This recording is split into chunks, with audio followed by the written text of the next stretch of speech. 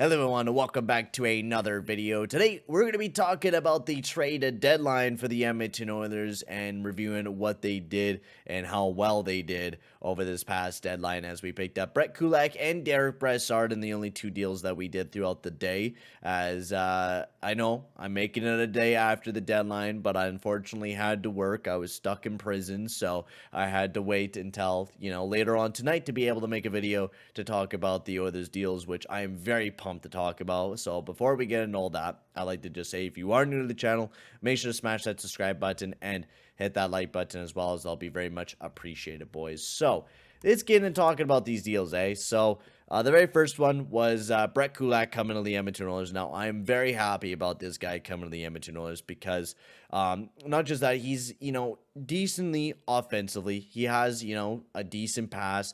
He's, is passing is all right. It's the mid pack of his game. He does generate a little bit of offense, which is also pretty nice. But the biggest thing part of Brett Kulak's game is his defensive play. He is a very, very good defensive defenseman, especially as a top six guy that's going to bring you 17, 18 minutes, who I think will do very, very good in Woodcroft's system.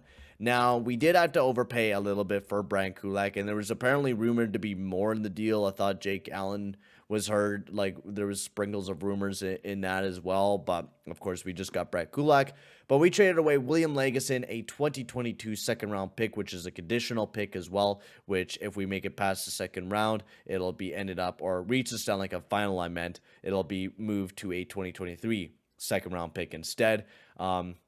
And then a 2024 7th round pick as well, which is a little bit of an overpayment to say the least. Now, the reason why we had to pay this amount of price was because of Nashville, which, fuck you, Nashville, for increasing the price so much, where they traded a second round pick for Jeremy Lauzon and kind of increased the price of Brett Kulak. And Montreal, without a doubt, took the advantage of that. And they took advantage of a lot of that throughout the trade deadline, especially Ben Sherratt's trade value was just skyrocketed exponentially. But yeah, without a doubt, we definitely overpaid a little bit for Brett Kulak. We should have only traded away, a third or fourth, maybe throw a condition on it where it improves to a second round pick. But we should have, not have traded that much away in this deal without a doubt. It's a little bit unfortunate. William Lagesson, you did great here in Edmonton, and I hope you do even better there in Montreal and have fun. Good luck there, man. And you'll probably get right into the Canadian squad there as well. But very much a little bit of an overpayment for Brett Kulak, but he'll be a very useful defenseman, whether he's playing alongside a Bouchard or whether he'll be playing alongside a Tyson Barrie as well. So moving on to the next deal, the last deal, where we got Derick Brassard, a guy that's going to be very good defensively, not going to be great on even strength offense, but is going to be a decent guy to throw up on the second line power play unit for us as well. Can generate a little bit of offense, very little though. He's probably only going to get us maybe like 5-6 points, but it'll be something, right? It'll be a little bit of depth scoring. But the biggest thing is he's really good 5-on-5 defensively, and we definitely need another guy like that. Hey, he'll work right into Jay Woodcroft's system, and we only honestly had to give up a 2023 4th round pick, which isn't a whole lot. And honestly, a lot of the deals I quite liked. We didn't do that bad at this deadline. Now, we could have done a lot better. And honestly, this kind of is above my expectations because honestly, for me, I thought Ken Holland was going to do nothing at this deadline.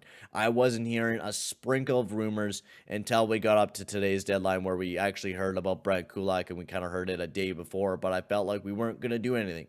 And I had that kind of gut feeling. I'm like, oh man, we're not going to be doing anything at this deadline. I feel like we're not going to make a move. And then we did. We made two really decent moves. We overpaid for sure a little bit on Kulak, but it's not that big of a deal, and it's not terrible. Not terrible at all. But now, the thing is, the way that I see it is these moves that we continue doing every year, where we kind of go half-assed all in, where we pick up, a few depth players, and we spend picks, and then we end up doing nothing in the playoffs.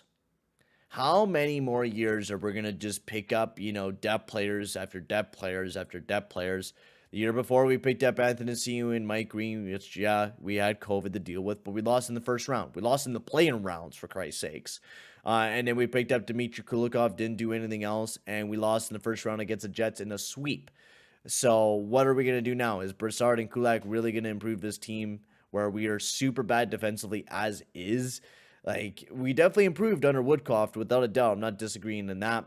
But we needed an actual really big top 4 D-man to kind of take us to that next step, and we should have went all in and picked up somebody else. It's just we didn't have a whole lot of salary cap, so we couldn't make a whole lot of moves, and the only deals that we could have made was picking up Kulak and Mr. Derick Brassard. We did try to move Josh Archibald as well, which we weren't able to move him out of the team as well, which is really unfortunate as well. I wish we were able to get rid of Archibald, but he's now suspended without pay apparently on our team, which is kind of crazy. So I don't know why he got suspended without pay. It's on cap friendly. But we just have like a little bit of cap space left, $1.3 million. We didn't have a whole lot to really make any big moves unless you were to try to get rid of like someone like a Tyson Barrie, but who's going to munch on Tyson Barrie, and did you want to do something really like that? I wish Holland was a little bit more ballsy and, we wouldn't have made a big deal. Like Sanheim was available, Kelvin DeHaan, guys that would have been really useful for our top 4, and we just kind of sat it out and made very little moves. So I hope Brett Kulak does a really good job, and same with Derick Brassard. I'm excited to see him in all of his uniforms, and I hope they will massively help this team. Derick Brassard could fit in many spots on this team. He could play either wing or center, so I'm really excited to see how well he'll fit in with the squad, and honestly excited to see, how well this team will do with the rest of this stretch. It'll be a fun time. We just lost to the Colorado Avalanche, so we'll have to see how well we do against the Dallas Stars tonight.